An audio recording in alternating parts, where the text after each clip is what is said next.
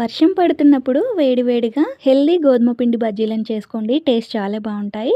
ఎక్కువ ప్రాసెస్ ఏం లేకుండా చాలా సింపుల్గా చేసుకోవచ్చు.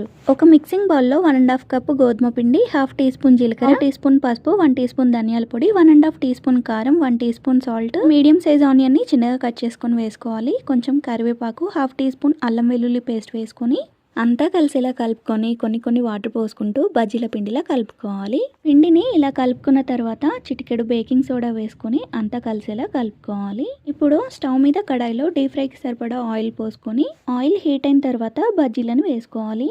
ఫ్లేమ్ని మీడియం టు హై ఫ్లేమ్లో అడ్జస్ట్ చేసుకుంటూ ఫ్రై చేసుకోవాలి.